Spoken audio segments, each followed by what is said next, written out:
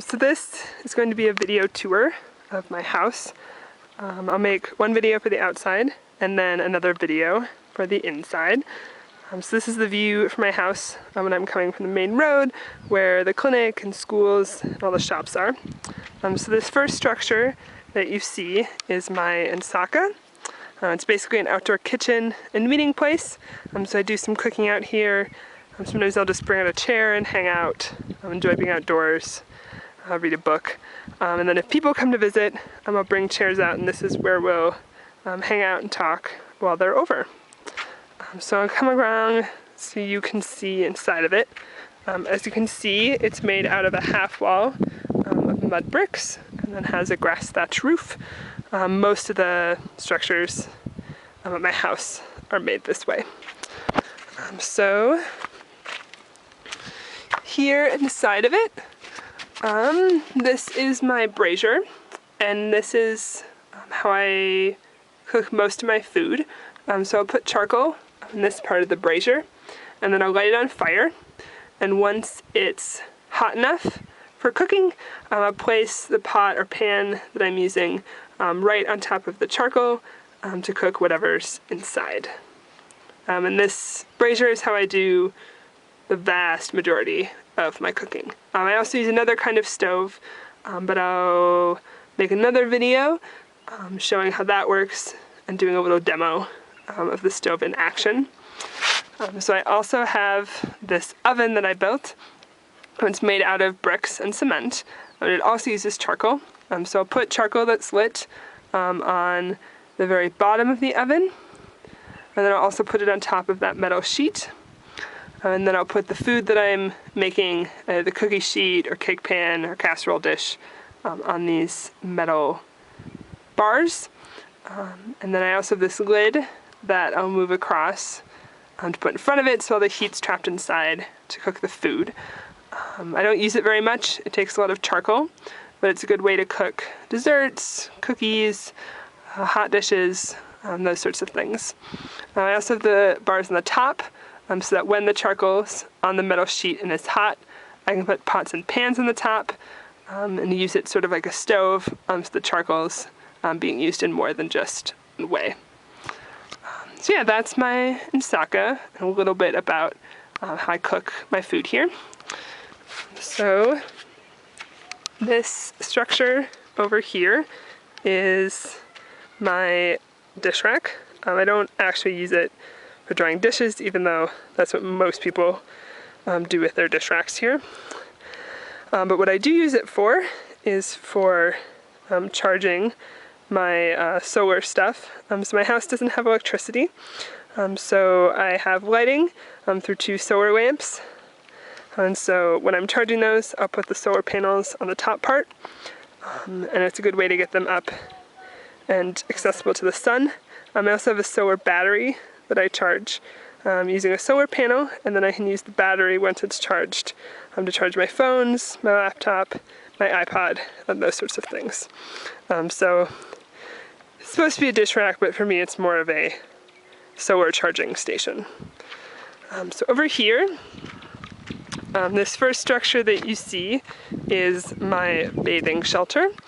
So in addition to not having electricity, I don't have running water at my house. So I don't have a shower inside, like most people back in the US. Instead, I take bucket baths. So I'll put water in a basin and then use a little cup to pour it over myself. And that's how I bathe. And this structure provides a way to do that that's private. And I'll go ahead and go inside it. It's nice, the floor is concrete, which helps it stay a little bit cleaner. Not everyone has concrete floors for their bathing shelters.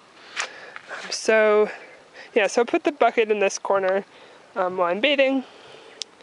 And then I have this little shelf where I can put soap, shampoo, things like that. And then I have a nice little clothesline where I can hang my towel and my clothes while I'm bathing. I also have a big clothesline here where I'll put up my laundry. Since I don't have running water, I don't have a washing machine, so I do all my laundry by hand. and then dry it out here. Right now, my little sister's school uniform is on the line. My family sometimes uses the laundry line too.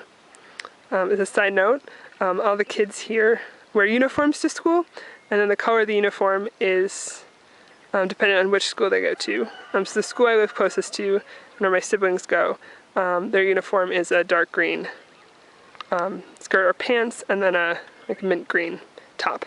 So that's her uniform. So over here is my toilet.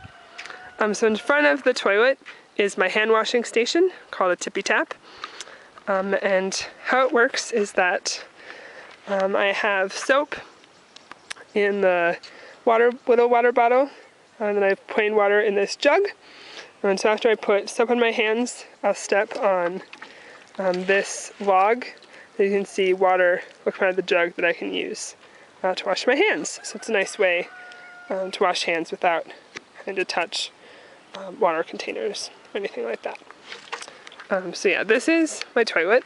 Again, since I don't have running water, my toilet's not quite like the one that you have at your house. So I have this lid on it to help keep flies out of it. It helps keep it a little bit cleaner. And as you can see when I move it, my toilet is basically a hole in the ground. So yeah.